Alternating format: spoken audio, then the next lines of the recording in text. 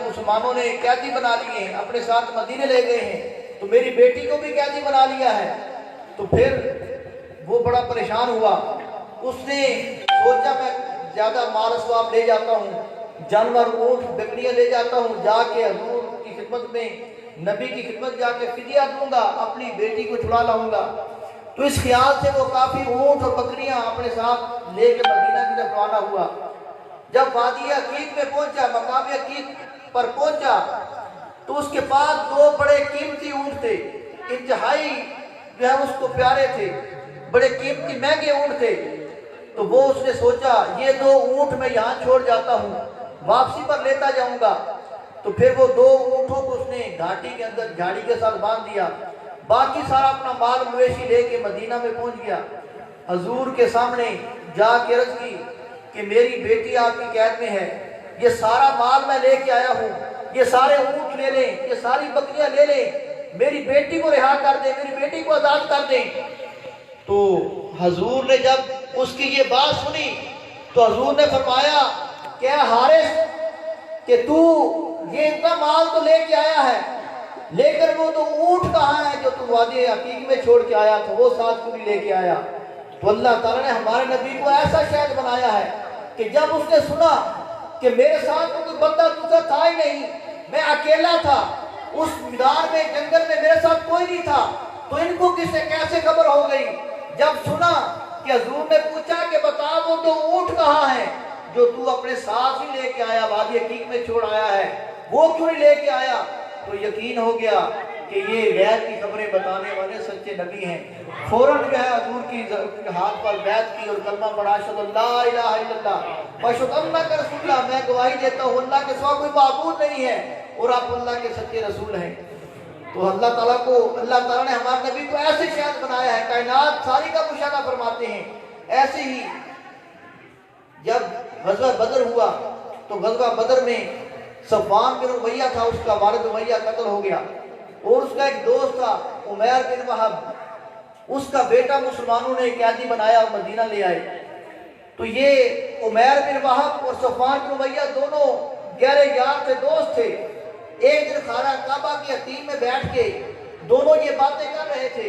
عمیر بن وہب کہنے لگا کہ تیرے باپ کو مسلمانوں نے قتل کر دیا اور میرے بیٹے کو قیدی بنا کے مدینہ لے گئے، تو میرے دل میں بھی مسلمانوں کے خلاف آگ بھڑک رہی ہے، انتقام کی آگ بھڑک رہی ہے، یقیناً تو بھی اپنے والد کے قتل ہونے پر مسلمانوں کے ساتھ جو ہے وہ ضرور دشمنی رکھتا ہے۔ تو عمیر کہنے لگا میرا دل تو یہ کرتا ہے کہ میں مدینہ جاؤں اور جا کے محمد کا جو نعوذ باللہ ان کو شہید کر کے سارے عرب والوں کو خوش کر دوں، لیکن میرا مسئلہ یہ ہے کہ میرے اوپر بڑا قرضہ ہے اور میرے بیوی بچے عیالدار ہوں، جو بیوی ہے بچے ہیں، تو میرا قرضہ جو ہے وہ ادا کرنے والا کوئی نہیں ہوگا۔ مجھے دو پریشانیاں ہیں کہ ایک تو میرا قرضہ ادا نہیں ہوگا، اگر میں جاتا ہوں وہاں جا کے مارا جاتا ہوں، میرا قرضہ ادا نہیں ہوگا تو لوگ مجھے کہیں گے کہ دیکھو قرضے سے بچنے کے لیے خودکشی کر لی ہے، مسلمانوں سے کے جا کے مسلمانوں کے ساتھ لڑ کے اپنے آپ کو مروا لیا ہے، تو لوگ جو ہے تان کریں گے کہ قرضے سے بچنے کے لیے جان چھڑا لی ہے۔ تو یہاں ایک اور بات بھی ذہن میں رکھیں، وہ عمیر بن وہب کافر تھا، مسلمان نہیں تھا، لیکن اس کو قرضہ ادا کرنے کی فکر تھی۔ آج ہم مسلمان ہیں، قرضے جو ہے وہ ہڑپ کر جاتے ہیں، کھا جاتے ہیں، کوئی پرواہ نہیں کرتے، الٹا جو ہے وہ جس کا دینا ہو اس کے ساتھ لڑائیاں شروع کر لیتے ہیں۔ تو اندازہ کرو کہ قرضہ جو ہے وہ کافر کو بھی قرضہ ادا کرنے کی اتنی فکر تھی، حالانکہ ہمیں تو ہمارے نبی کی تعلیمات تو یہ ہیں کہ جس کا ایک نمازی ایک میت کا جنازہ لایا گیا تو حضور نے فرمایا کہ کیا اس پر قرضہ ہے؟ تو بتائے گا ہاں قرضہ ہے، تو حضور نے فرمایا اس کی کوئی اور نماز جنازہ پڑھا دے، میں اس کا جنازہ نہیں پڑھاتا۔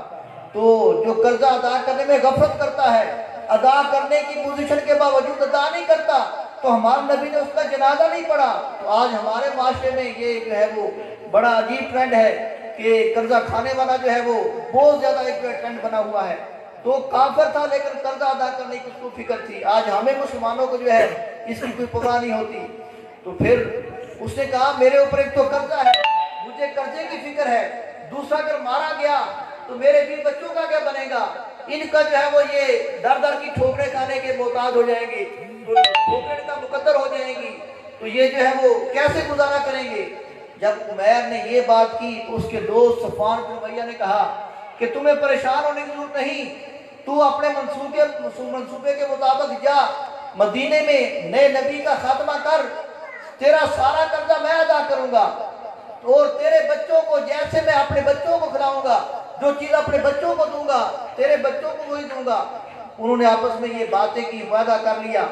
تو عمیر جو ہے وہ تلوار اٹھا کے اپنا اونٹ لے کے مدینہ کی طرف روانہ ہوا، اور مدینہ پہنچا تو مسجد نبوی کے بعد عمر فاروق نے دیکھ لیا کہ عمیر بن وہب آیا ہے، تو حضرت عمر فاروق جیسا زیرک انسان تو شاید ہی کوئی جو ہے وہ کائنات میں آئے، تو آپ نے اس کے تیور دیکھ کے سمجھ لیا کہ یہ اچھے ارادے سے نہیں آیا، یہ برے ارادے سے آیا ہے۔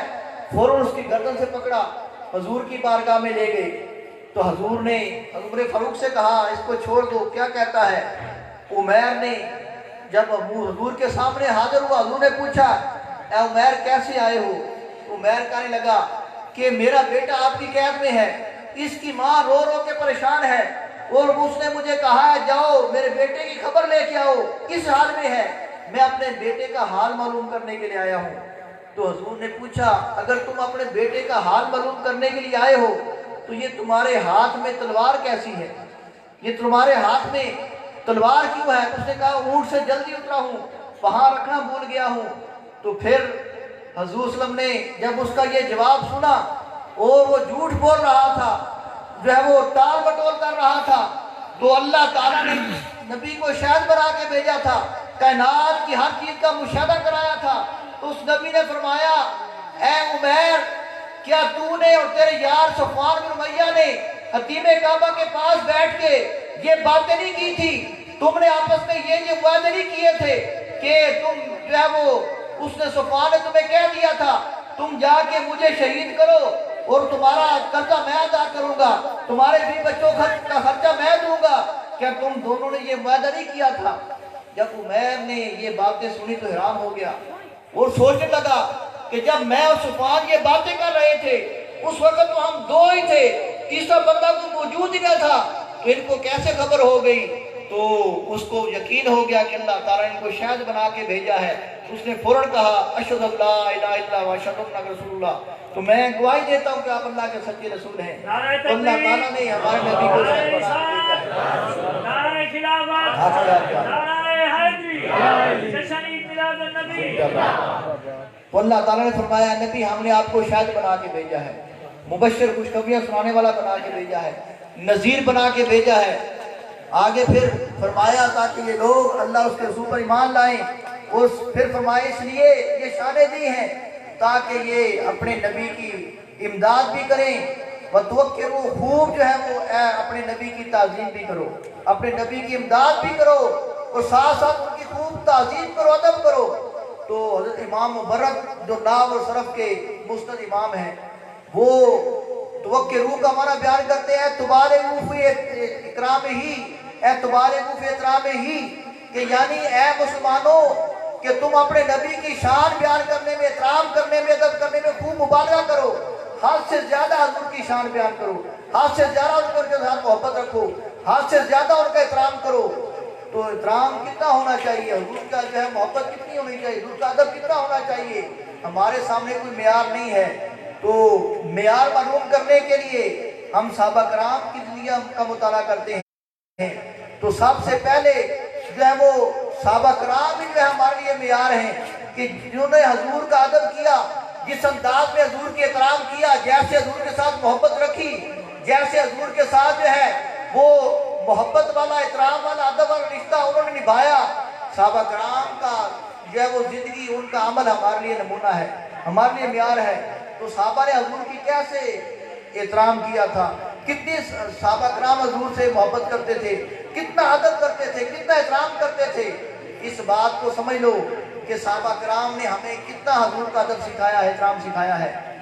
ایک حضور کے صحابی تھے اسلم بن شریق رضی اللہ تعالیٰ عنہ، ان کی ڈیوٹی یہ تھی وہ حضور کے سواری پر حضور نے سفر کرنے کے لیے جانا ہوتا تو وہ اونٹ کو تیار کرتے، اونٹ کے اوپر پلان رکھتے، کجاوا رکھتے، سواری کو سیٹ کرتے۔ مرتبہ حضور نے حضرت اسلح کو بلایا، فرمایا اے اسلح میرے جانور کو سواری کو تیار کرو، سفر کا ارادہ ہے۔ تو اسلح نے خود سواری تیار نہ کی بلکہ کسی دوسرے صحابی سے کہا کہ آپ حضور کا اونٹ تیار کر دیں، اونٹ کے اوپر کجاوا رکھیں۔ تو دوسرے صحابی نے حضور کی وہ سواری تیار کر دی۔ جب حضور سواری پر بیٹھے تو حضور کو بیٹھتے ہی معلوم ہو گیا حضور کی طبیعت بڑی نفیس تھی، آپ جو ہے بڑے نفیس طبیعت کے مالک تھے، لطیف طبیعت کے مالک تھے۔ جیسے حضور اونٹ پر بیٹھے تو آپ کو معلوم ہو گیا کہ جیسے پہلے سواری تیار ہوتی تھی آج ایسے سواری تیار نہیں ہے، جیسے پہلے اونٹ کے اوپر کجاوا ہوتا تھا آج ایسے سیٹ نہیں ہوا۔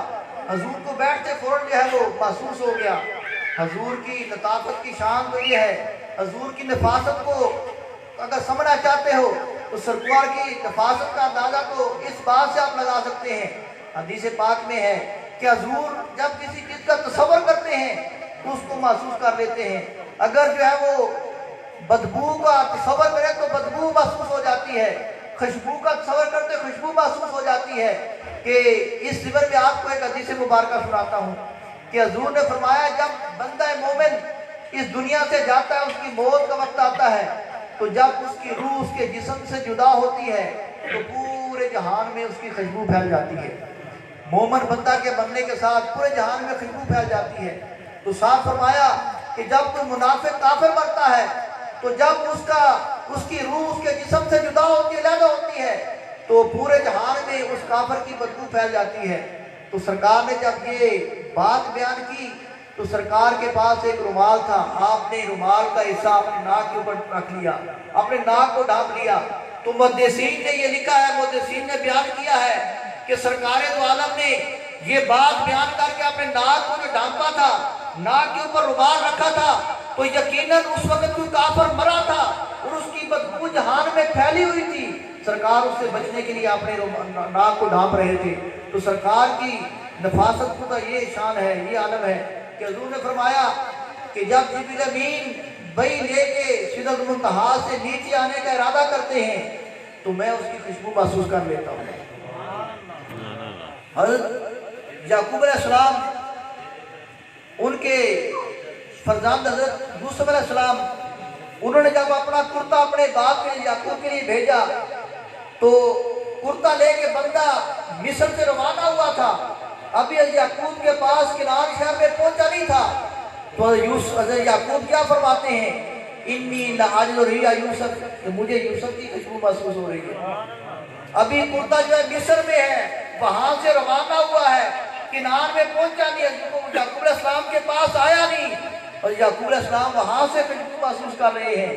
تو اپنے نبی کی شان دیکھو کہ سرکار نے فرمایا کہ جب جبریل امین سدرۃ المنتہا سے نیچے اترنے کا ارادہ کرتے ہیں تو مجھے اس وقت زمینوں پر ان کی خوشبو محسوس ہو جاتی ہے۔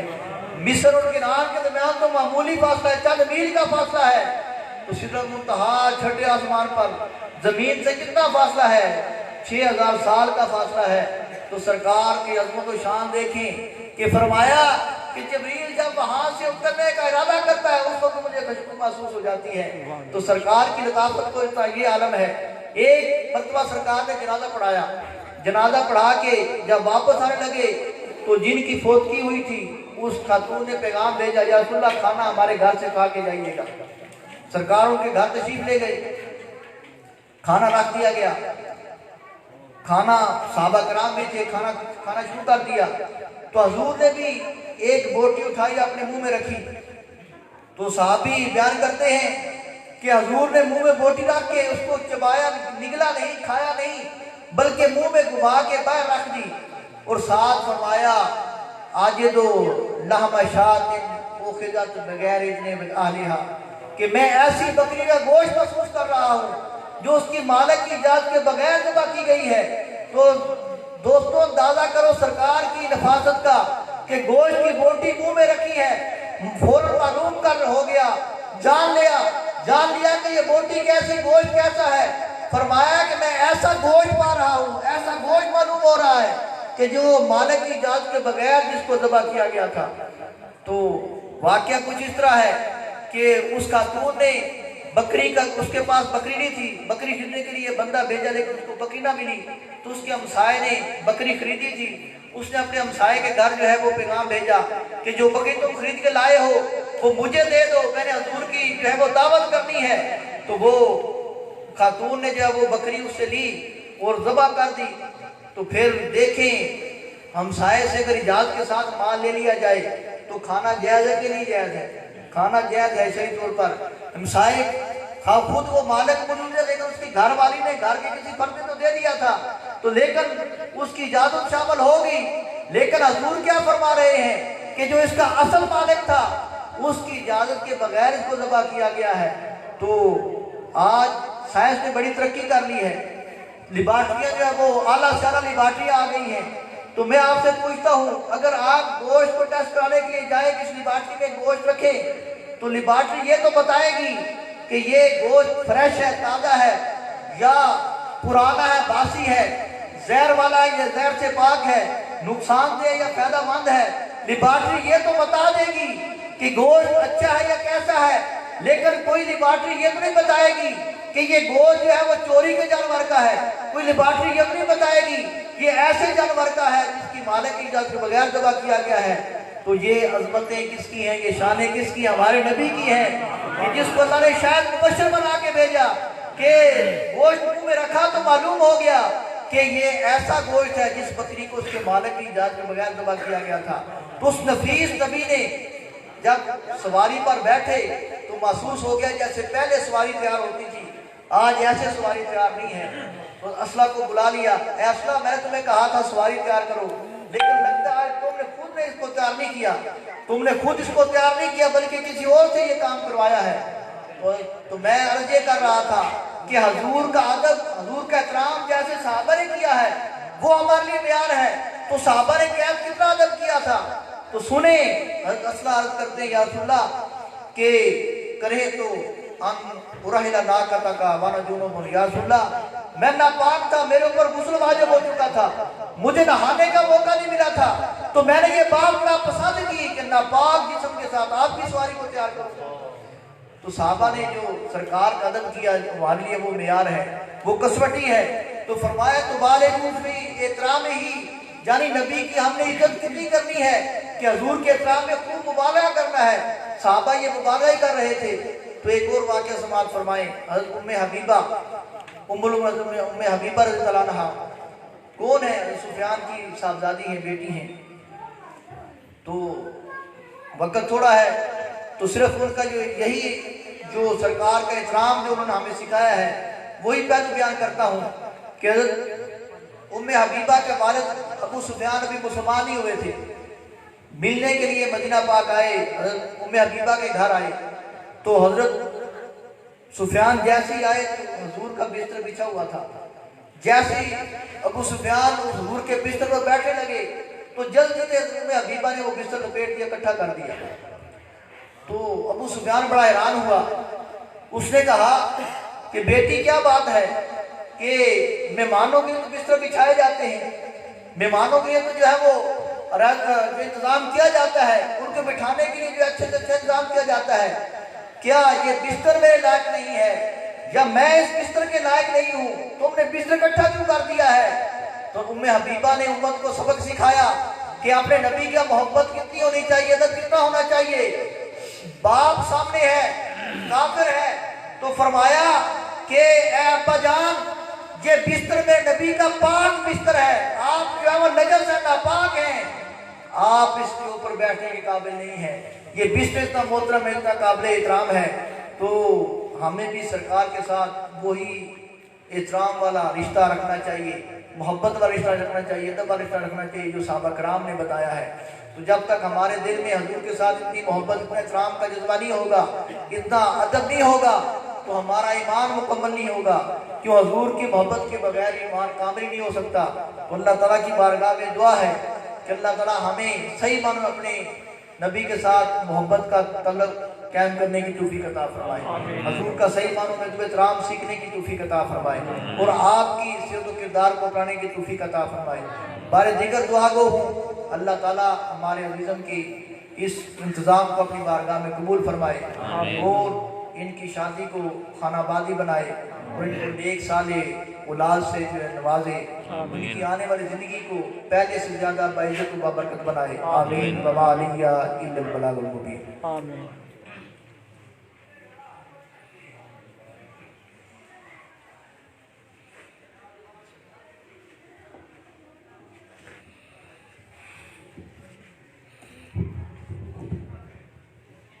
ماشاءاللہ، جزاک اللہ۔ دارالعلوم محمدیہ وسیع کے پرنسپل، میرے استاد محترم،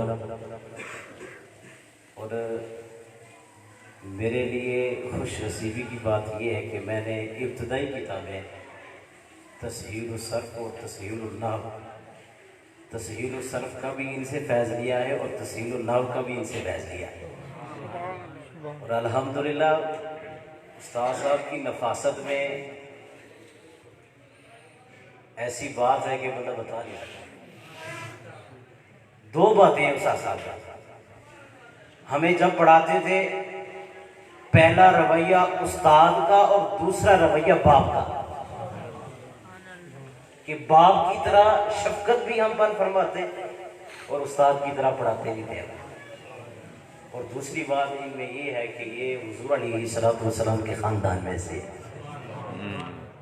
ہے نا۔ پیر نصیر الدین نصیر شاہ صاحب نے کیا فرمایا ہے کہ آؤ درِ زہرا پر، آؤ درِ زہرا پر پھیلائے ہوئے دامن، آؤ درِ زہرا پر پھیلائے ہوئے دامن، یہ نسل کریموں کی لجپال گھرانہ ہے، یہ نسل کریموں کی لجپال گھرانہ ہے، اور سخا ان کی وراثت ہے، وفا ان کی وراثت ہے، نبی کے ہیں یہ گھر والے، عطا ان کی وراثت ہے۔ یہ نبی علیہ السلام کا خاندان، اور میرا تو دل، اور حضور علیہ السلام کی شان عام امتی بیان کرے نا پھر بھی کمال ہوتا ہے، اگر حضور علیہ السلام کی شان، حضور علیہ السلام کا خون بیان کرے نا، سبحان اللہ، میرے نبی کی حدیث اور میرے نبی کا خون، سبحان اللہ، پھر کمال در کمال۔ اور کافی عرصہ مجھے بعد ان کی زیارت نصیب ہوئی ہے، بہت دل خوش ہوا ہے ان کو دیکھ کر، بہت دل خوش ہوا ہے۔ انہوں نے مجھے پروان چڑھایا، اور الحمدللہ عاصم بھائی بیٹھے ہوئے ہیں، عاصم بھائی کو انہوں نے پروان چڑھایا۔ عاصم بھائی کے ساتھ اور میرے ساتھ ان کی شفقت ہے، محبت ہے، اللہ تعالیٰ ان کھانا قبول فرمائے۔ اور ہماری محفل میں ایک مجاہد اہل سنت تشریف فرما ہے، شاہ سلطان کی سرزمین سے آئے ہیں، ختم نبوت کے پہرے دار ہیں، اور حضور علیہ السلام کے سچے غلام ہیں۔ حضور علیہ السلام کی ختم نبوت پر پہرا دینے والے ہیں۔ ان کو میں 5 منٹ کی حاضری کے لیے بلاؤں گا، جن کا نام محترم جناب محمد مجاہد رسول خان سعیدی صاحب ہے، جو آپ شہر سلطان سے تشریف لائے ہیں۔ میں ایک بلند آواز سے نعرہ لگاتا ہوں، آپ ان کا استقبال کیجیے گا۔ نعرہ تکبیر، ایسا ہی بلند آواز سے نعرے کا جواب دیں کہ حضور علیہ السلام کا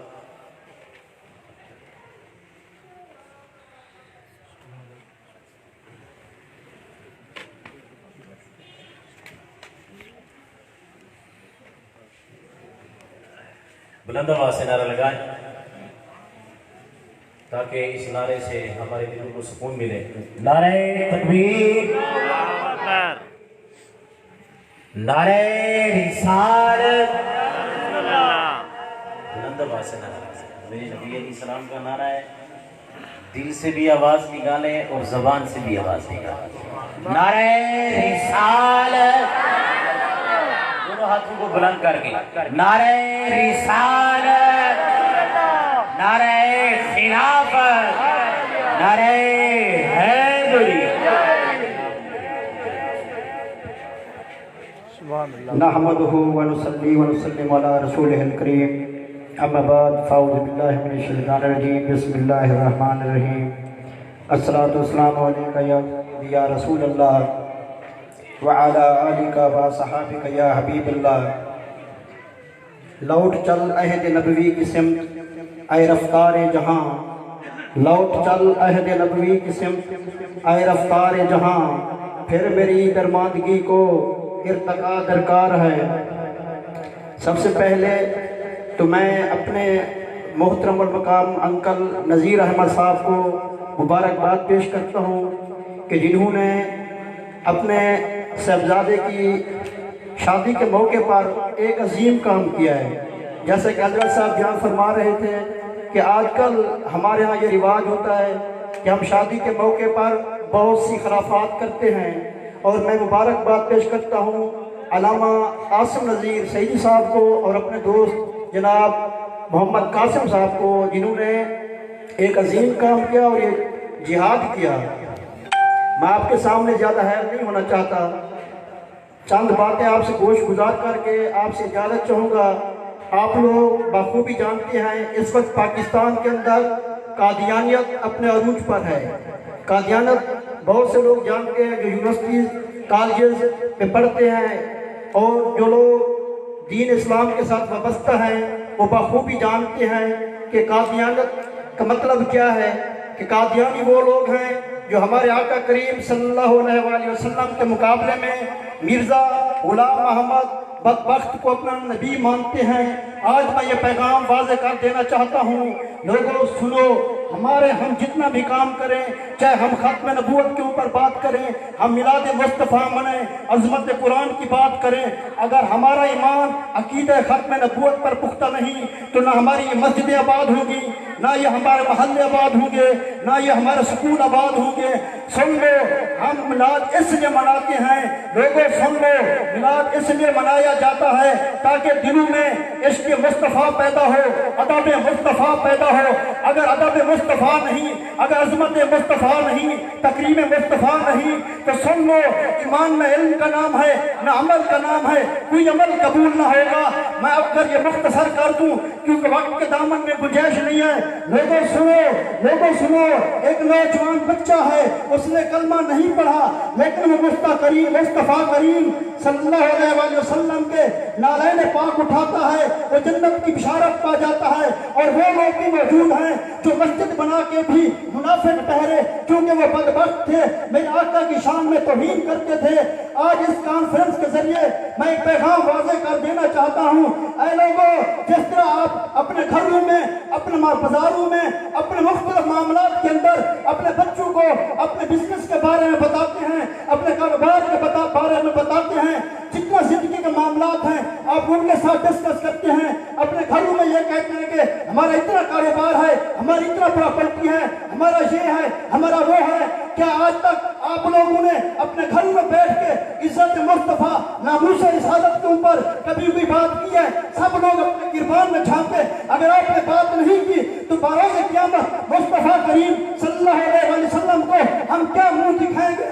لوگوں سنو، جس طریقے سے اپنی زندگی کے جتنے معاملات اپنے بچوں کے ساتھ، اپنے دوستوں کے ساتھ، اپنے احباب کے ساتھ، اپنے رشتہ داروں کے ساتھ ڈسکس کرتے ہو، اسی طریقے سے میرے آقا کی ناموس کے اوپر بات کرو، لازمی بات کرو، کیونکہ اگر ہمارا یہ عقیدہ نہیں تو ہماری کائنات کے اندر رہنے کا کوئی حق نہیں۔ امام مالک نے کہا اگر کوئی گستاخ رسول کا بدلہ نہیں لے سکتا تو امت کو جینے کا حق نہیں، تو پھر ہم کس منہ سے میلاد مصطفیٰ کی کانفرنس کرتے ہیں؟ پھر ہم کس منہ سے عظمت قرآن کی کانفرنس کرتے ہیں؟ پھر ہم کس منہ سے حج پہ جاتے ہیں؟ پھر ہم کس منہ سے نمازیں پڑھتے ہیں؟ یہ نمازیں مار دی جائیں گی، یہ نمازیں منہ پہ مار دی جائیں گی۔ میرے نبی نے کہا، میرے نبی نے واضح کہا، لا یؤمن احدکم حتی اکون احب الیہ من والدہ وولدہ والناس اجمعین۔ والناس کا جو لفظ ہے ہمیں یہ بتا رہا ہے کہ دنیا کے اندر جتنا لوگ بستے ہیں، کیا تمہارے والدین ہیں، کیا تمہارے دوست ہیں، اگر ان سے زیادہ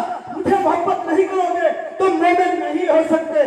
تو میں آپ کو ایک بات بتانا چاہتا ہوں، آج کل پاکستان کے اندر جو اس وقت قادیانی میں بڑا خلیفہ ہے مرزا مسرور، وہ اس وقت امریکہ کے اندر بیٹھا ہے، بد وقت وہ کہتا ہے، اس سے جب سوال کیا جاتا ہے کہ آپ یہ بتائیں کہ پاکستان کے اندر قادیانیت کا آئین مرکز بنے گا یا نہیں بنے گا، تو وہ کیا کہتا ہے، مرکز بنے یا نہ بنے، مرکز بنے یا نہ بنے، آئین تبدیل ہوگا۔ آج ہم حکمرانوں کو پیغام دینا چاہتے ہیں، اگر تم نے عقیدہ ختم نبوت پر ڈنڈا ڈالا تو ہم خدا کی قسم شہید ختم نبوت بعد میں ہے، مجاہد ختم نبوت پہلے ہے، غازی ختم نبوت پہلے ہے۔ اے لوگوں، یہ بات اپنے آج دماغ میں اٹھا کے جاؤ، اپنے گھروں کے اندر، اپنے محافل کے اندر، اپنے سکول کے اندر، یونیورسٹی کے اندر، کالجز کے اندر لازم اپنے اوپر یہ لازم کرو کہ مقام نبوت کو، مقام مصطفیٰ کو، ناموس رسالت کو اجاگر کرنا ہوگا، تاکہ عقیدہ ختم نبوت کے اوپر کوئی بندہ ڈاکہ نہ مار سکے۔ آج میں واضح کر دینا چاہتا ہوں، ہم حکومت پاکستان کے کسی لوٹے کو، کسی ایم پی اے کو، کسی ایم این اے کو ہم ڈاکہ نہیں مارنے دیں گے، ہم ڈاکہ نہیں مارنے دیں گے۔ جو ڈاکہ مارے گا، ہم ابو بکر صدیق کے وارث ہیں، ہم عمر فاروق کے وارث ہیں، ہم عثمان غنی کے وارث ہیں، ہم حیدر کرار کے وارث ہیں، ہم حسنین کریمین کے وارث ہیں، ہم تاجدار گوڑا پیر مہر علی شاہ صاحب کے وارث ہیں، ہم پیر مہر علی شاہ صاحب کے وارث ہیں، ہم سید دیدار علی شاہ صاحب کے وارث ہیں، ہم سید دیدار علی شاہ صاحب کے ماننے والے ہیں، ہم سید دیدار علی شاہ صاحب کے نوکر ہیں۔ ہم بتانا چاہتے ہیں، ہم حضور غزالی اعظم راضیہ دوران کے غلام ہیں۔ ہم بتانا چاہتے ہیں، ممتاز قادری ہیں۔ ہم بتانا چاہتے ہیں، ہم غازی عامر شہید جمعہ ہیں۔ ہم بتانا چاہتے ہیں، ہم امیر المجاہدین حافظ علامہ شیخ الحدیث علامہ خالد حسین رضوی ہیں۔ اس وقت پاکستان کے اندر ہر مسلمان، ہر سنی مسلمان علامہ خالد حسین رضوی ہے۔ اس وقت ہم علامہ خالد حسین رضوی کو مشن کو انشاءاللہ تا قیامت انشاءاللہ جاری و ساری رکھیں گے۔ آج میں کفر کو یہ پیغام دینا چاہتا ہوں، جنوب گردش کفر سے ہم رخ موڑ سکتے ہیں۔ ہم وہ سنی مسلم ہیں جو ظالم کا پنجہ توڑ سکتے ہیں۔ میرے نبی کو توہین کی نظری سے مت دیکھو، زمانہ جانتا ہے ہم ایسی آنکھیں کھول سکتے ہیں۔ آخر میں ایک نعرے کا جواب دیں، تاجدار ختم نبوت زندہ باد، تاجدار ختم نبوت زندہ باد، تاجدار ختم نبوت زندہ باد، سیدی مرشدی زندہ باد، سیدی مرشدی تاجدار ختم نبوت زندہ باد۔ ہمارے آقا کریم علیہ السلام کے بعد کوئی نبی نہیں۔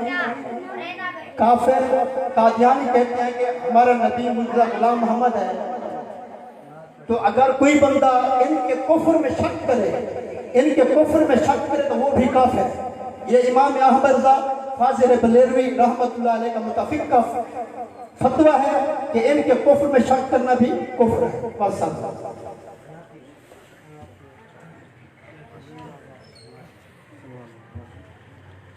ماشاءاللہ بہت ہی خوبصورت انداز میں مجاہد ختم نبوت بہت ہی اچھے اور پرسوز انداز میں ہمیں ہمارے نبی علیہ السلام کی ذات کے بارے میں یہ عرض کر رہے تھے کہ ختم نبوت پر دیکھیں، ختم نبوت پر پہرا دینا، جس نے بھی لا الہ الا اللہ محمد رسول اللہ پڑھا ہے اس کی ہر رگ پر فرض ہے کہ وہ میری نبی کی ختم نبوت پر پہرا دے، ہر رگ پر فرض ہے۔ اللہ تعالیٰ نے نماز قرآن پاک میں ان الصلاۃ کانت علی المؤمنین کتابا موقوتا کہ میں نے نماز مقررہ وقت پر فرض کی ہے۔ حضور علیہ السلام کی ختم نبوت پر پہرا دینا زندگی کی ہر سانس میں فرض ہے، زندگی کی ہر سانس میں فرض ہے۔ اور جس کے دل میں ختم نبوت کا پہرا نہ ہے اس کے ایمان کا پھر کوئی پتہ نہیں ہے۔ جس کے دل میں میرے آقا علیہ السلام کی ناموس کا اور ختم نبوت کا پہرا نہ ہے اس کا ایمان پھر حضرت سیدنا ابوبکر صدیق رضی اللہ تعالیٰ عنہ ہجرت کی رات کبھی حضور علیہ السلام کے آگے جاتے تھے، کبھی پیچھے، کبھی دائیں کبھی بائیں۔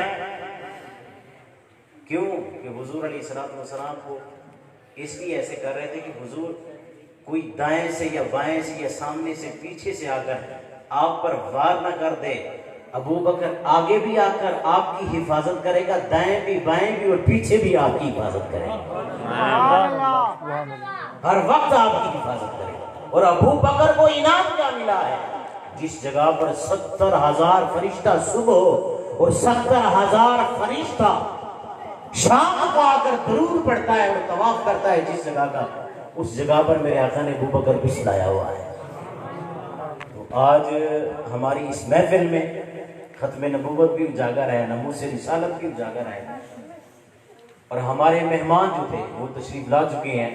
2 منٹ کی حاضری کے لیے میں اپنے مہمان ثنا خان بھی تشریف لا چکے ہیں، 2 منٹ کی حاضری، جو ہمارے یہاں کے رہنے والے ثنا خان ہیں ان کو صرف 2 منٹ کی حاضری ہے، شاہ صاحب کی بھی 2 منٹ کی حاضری ہے، ہمارے نذیر احمد حسان سعیدی صاحب کی بھی 2 منٹ کی حاضری ہے۔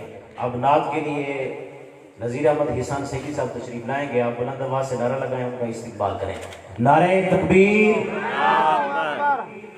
ایسے ہی بلند آواز سے نعرہ لگائیں۔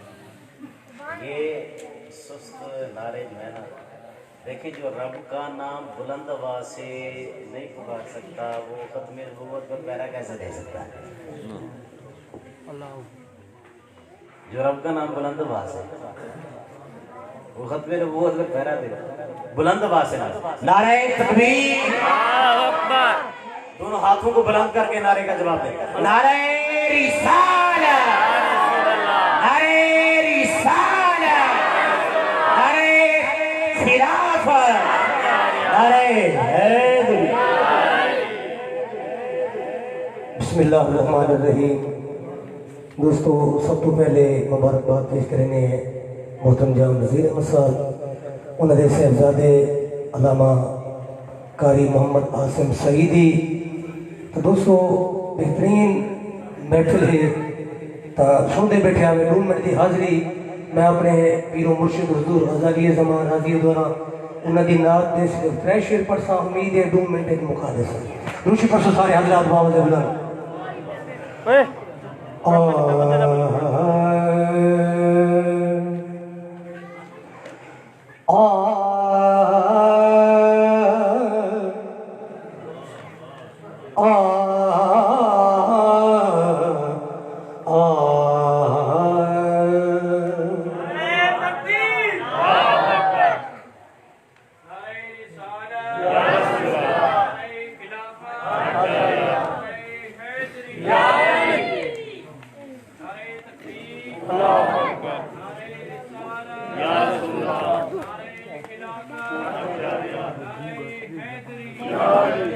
دیوال ماری پہ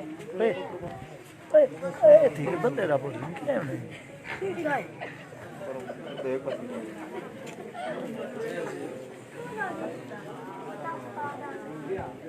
دوستو رستہ چھوڑ دو، مہمانوں کو اسٹیج پہ آمن دو، رستہ چھوڑ دو، مہمانوں کو اسٹیج پہ آمن دو تے انہاں دیا زیارتاں بھی کرو۔ تو دوستو گل ہے کہ جڑے ویلے اللہ تے اللہ دے نبی دی کلو کال ہوئے تو حق کہیں میں بن دے کہ بندہ غور نال کلو کال کو سنے۔ مہمانوں دا احترام کریں گے ہوئے رستہ چھوڑے سو۔ نعرہ تکبیر، نعرہ رسالت، نعرہ خلافت، نعرہ حیدری، جشن عید میلاد النبی۔ السلام علیکم ورحمۃ اللہ وبرکاتہ۔ نعرہ تکبیر، نعرہ رسالت، نعرہ خلافت، نعرہ حیدری، شان مصطفیٰ، مقام مصطفیٰ، میلاد مصطفیٰ، معراج مصطفیٰ۔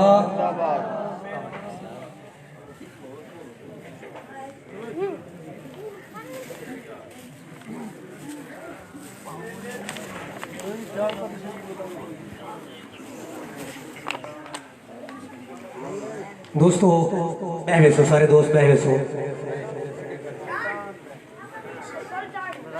میرا سونا میں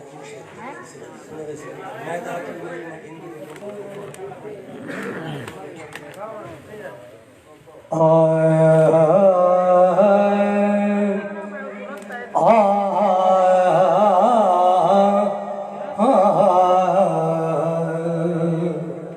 توجہ میرے والے پاس ہے، ٹائم مختصر ہے. پڑھتا ہوں جب بھی نعت رسالت مآب کی. سبحان اللہ دی لوڈ شیڈنگ نہیں کر رہی. پڑھتا ہوں ٹائم تو سارا دیکھ ہی دے رہے. پڑھتا ہوں جب بھی نعت نعت نعت رسالت مآب کی، میرے لبوں سے آتی ہے خوشبو گلاب کی. سبحان اللہ. چیک کرتا ہوں پیش ان کو کروں دو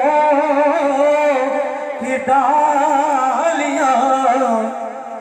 سبحان اللہ. چیک کرتا ہوں پیش ان کو درودوں کی ڈالیاں، کیونکہ ہر وقت مجھ کو ہوتی ہے ضرورت ثواب کی.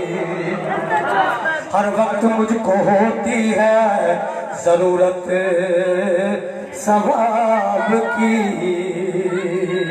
حضور غزالی زمان راضی دورا انہوں نے رات دے روح کی تریش کے جلوائے وعدوں دیکھتے رہ گئے. انہیں دیکھو نا چیز نظیر سیدی نکمہ، یہ دیکھو کلام کے نہ پڑھتا دیا. سبحان اللہ. باج باج کے آپ جلوائے وعدوں دیکھتے رہ گئے. جلوائے وہ تو دیکھتے رہ گئے. حسن بدر رو جا دیکھتے رہ گئے. کیڑا حسن آفاق ہا گردیدائم، آفاق ہا گردیدائم، میرے بھتا ورزیدائم. بسیار خوب دیدائم، لیکن تو چیزیں دیگری. جلوائے وعدوں دیکھتے رہ گئے. پہلا شعر سے حسن و ایک راتوں دیکھا تھا جبریل نے. حسن ایک رات تو دیکھا تھا جبریل نے. حسن ایک رات تو دیکھا تھا جبریل نے. ہم تو غار ہیرا دیکھتے رہ گئے. میرا پھرا سبحان اللہ صاحب ہمارا پردہ بیٹھے میرا پھرا. ہاں ہم تو غار ہیرا. دوجا شیر سے ان کے بعد آخری شیر. عرش پر پہنچے آقا تو روح الامین. آخری شیر سے عرش پر پہنچے آقا تو روح الامین. عرش پر پہنچے آقا تو روح الامین. سدرۃ المنتہا دیکھتے رہ گئے.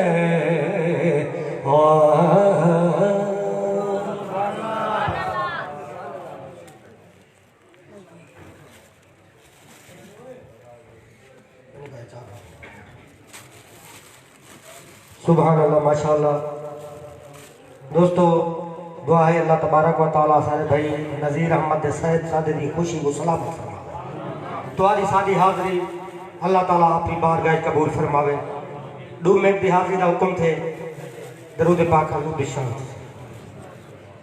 कथा समाज फरमाओ जो आजजी एक मंजूर करे सन तवज्जो है आजजी एक मंजूर करे सन आप कोलू ना दूर करे सन जन्नत दी दहलीज ते जफर करामा बहदूर करे सन जन्नत दी दहलीज ते जफर करामा हुजूर करे सन अजल वाला वादा वफा लिख दे रासू अजल वाला वादा वफा लिख दे रासू मोहब्बत दी जो थई अता लिख दे रासू बजेंदी हर अदा जा खुदा कसम चाया ई सोहे दी जफर सना लिख दे रासू बजेंदी हर अदा जा खुदा कसम चाया ई सोहे दी जफर सना लिख दे रासू ते अजल तू आका दी साथ नूर है अजल तू आका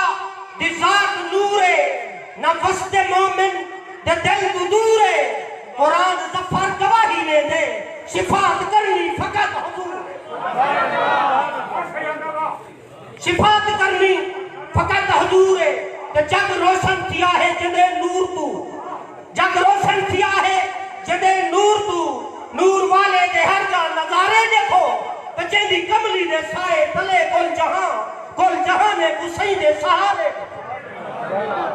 सुभान अल्लाह ते बार उम्मत आंगे नबी चाहती आए बार उम्मत आंगे नबी चाहती आए ताज सिर ते शफाअत दा सही पाती आए ते गुनाहगारां दी बख्शिश दी कीती सदा है उनकी नबी सही को प्यारे देखो जग रोशन किया है जने नूर तू नूर वाले दे हर जा नजारे देखो ते सारी खलकत तू सोना हबीबे खुदा सारी वजाहत दा टाइम कहनी सारी खलकत तू सोना सारी खलकत तू सोना लौला मोहम्मद लमा खलकता का अल्लाह ताला फरमाए अगर मैं अपना हबीब ना बनेगा कोई शय ना अपने हबीब दा नूर ना पैदा करेगा कोई चीज ना बनेगा सारी खलकत तू सोना हबीबे खुदा देख बसरी बटा आया है मुस्तफा की कौनैन मिल है रब्बुल औला यार अपने दिल उठे इशारे देखो जग रोशन किया है जने नूर तू नूर वाले दे हर जा नजारे देखो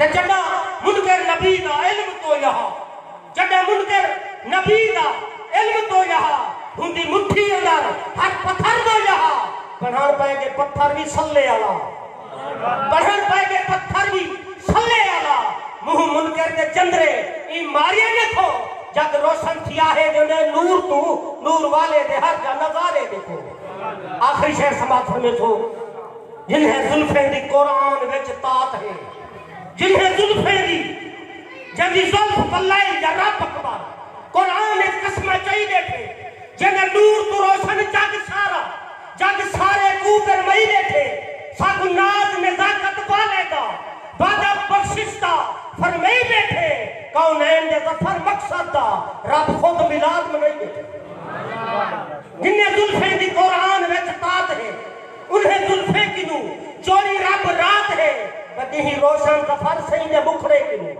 दी रोशन जफर सही दे मुखड़े किनू सेज रोशन ते चंद तारे देखो जग रोशन किया है जने नूर तू नूर वाले दे हर जा नजारे देखो मैंने शुरू में अर्ज की है ना कि आम उम्मती अगर हुजूर की सना बयान करे तो वो भी मजा है अगर हुजूर का खून बयान करे तो अगर हुजूर का खून बयान करो तो ये हमारे खुसूसी किताब जिनका था आज वो सैयदजादे तशरीफ फरमा है वो सैयदजादे तशरीफ फरमा है पीर सैयद हज़रत अल्लामा मौलाना हामिदुल हसन शाह साहब आस्ताना कालिया नसरुद्दीन इमामाबाद शरीफ जो पीर सैयद नसरुद्दीन शाह साहब हैं उनके साहबजादे हैं इमामाबाद से यानी कि लोधरा से तशरीफ़ लाए हैं और सैयदजादे भी हैं हमसे प्यार भी करते हैं और सच्ची बात तो ये है कि हम खाते ही सैयदों का है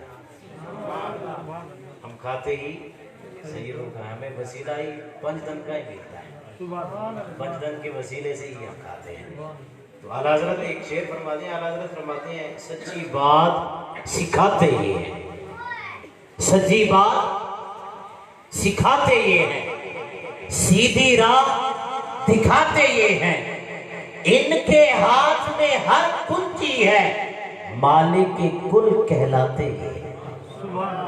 سچی بات سکھاتے یہ ہیں، سیدھی راہ دکھاتے یہ ہیں، ان کے ہاتھ میں ہر کنجی ہے، مالک کل کہلاتے یہ ہیں۔ اِنَّا أَعْطَيْنَاكَ الْكَوْثَرَ، ساری کثرت پاتے یہ ہیں۔ میں بلند آواز سے نعرہ لگاتا ہوں، اس نعرے کا جواب دیں، سید زادے کا استقبال کریں، ہم ان کا خصوصی کتاب سنیں گے، ہمارے دلوں کو بھی منور فرمائیں گے، ہمارے ایمان کو بھی منور فرمائیں گے۔ نعرہ تکبیر، بلند آواز، نعرہ تکبیر، نعرہ رسالت، بلند آواز ہے۔ میرے حضور علیہ السلام کا نعرہ ہے، دونوں ہاتھوں کو بلند کرنا ہے اور زور سے نعرہ لگانا ہے۔ نعرہ رسالت، نعرہ رسالت، نعرہ خلافت، نعرہ حیدری۔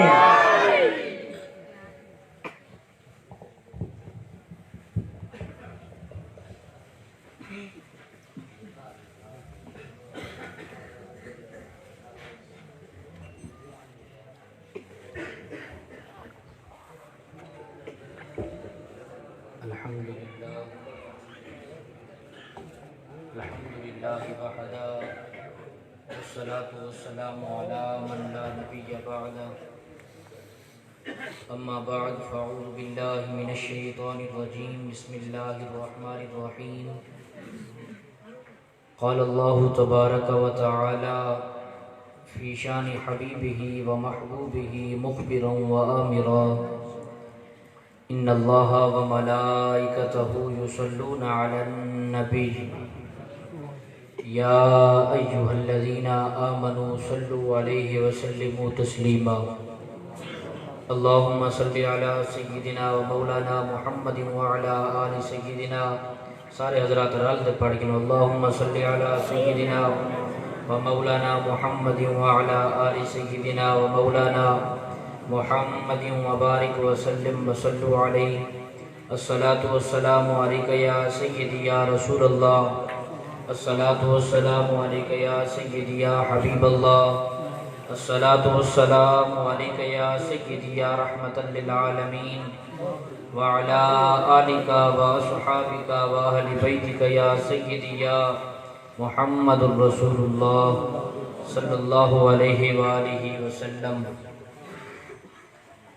الہام کی رمجھم کہیں بخشش کی گھٹا ہے، الہام کی رمجھم کہیں بخشش کی گھٹا ہے، یہ دل کا نگر ہے کہ مدینے کی فضا ہے۔ الہام کی رمجھم کہیں بخشش کی گھٹا ہے، یہ دل کا نگر ہے کہ مدینے کی فضا ہے۔ رگ رگ نے سمیٹی ہے تیرے نام کی فریاد، جب جب بھی پریشان مجھے دنیا نے کیا ہے، اور سورج کو ابھرنے نہیں دیتا تیرا حبشی، بے زر کو ابو زر تیری بخشش نے کیا ہے۔ مخلوق کی قسمت تیری دہلیز کا صدقہ، یا رسول اللہ عالم کا مقدر تیرے ہاتھوں میں لکھا ہے۔ اے سبز گنبد کے مکین میری مدد کر، یا پھر یہ بتا کون میرا تیرے سوا ہے۔ بخشش تیرے ابرو کی طرف دیکھ رہی ہے، محسن تیرے دربار میں چپ چاپ کھڑا ہے۔ بخشش تیرے ابرو کی طرف دیکھ رہی ہے، محسن تیرے دربار میں چپ چاپ کھڑا ہے۔ حضرت محترم اجدی مقدس محفل حضور علیہ السلام دے میلاد دی محفل ہے۔ اللہ رب العزت دی بارگاہ دعا ہے کہ اللہ تعالیٰ یہ خوبصورت مقدس محفل کو اپنی بارگاہ قبول فرمائے۔ اور حضرت محترم نہایت ہی خوشی دا مقام ہے جو آج سارے محترم بھائی علامہ عاصم نذیر سعیدی صاحب، اللہ تعالیٰ نے کرم فرمائے رشتہ ازدواج وچ منسلک تھی دے پن۔ حضرت محترم تساں علاقے دی روٹین تو واقف ہی وے، شادیاں بیاں بھی تھیندیاں ہو سن تے ایک عالم دی بھی شادی تھیندی پئی ہے، فرق تساں آپ دیکھ دو، توجہ ہے تو دی۔ حضرت محترم دین نال محبت، جڑا بندہ حضور علیہ السلام نال محبت کرے سی، دین نال محبت کرے سی، حضور علیہ السلام دی تعلیمات دے اوتے عمل کرے سی، مالک حقوق خالی نہ رکھے سی، بلکہ ان دنیا دے وچ بھی آخرت دے وچ بھی اللہ تعالیٰ جزائے خیر عطا فرمائے سی۔ تاجدار گلڑا پیر سید نصیر الدین نصیر علیہ الرحمہ آپ ارشاد فرمائے حضور دے ذکر دیاں محفلیں تا ہر ویلے جاری ہو ساری ہیں۔ توجہ کرے سو، خطاب قبلہ ہاشمی صاحب فرما گئے میں صرف چند منٹ دی گفتگو کرے سا اور جنہ اہتمام کی تے محفل تا انہاں کو مبارکباد پیش کرے نا، اللہ تعالیٰ نے انہاں کو توفیق بخشیے، انہاں نے اپنے بیٹے دی شادی دے ہوتے نہایت ہی خوبصورت اور حضور دے ذکر دی محفل دا اہتمام کیتے۔ حضرت محترم تاجدار گولڈا فرمینے یا رسول اللہ کوئی لمحہ بھی تیرے ذکر سے خالی نہ ہوا، حضور علیہ السلام دے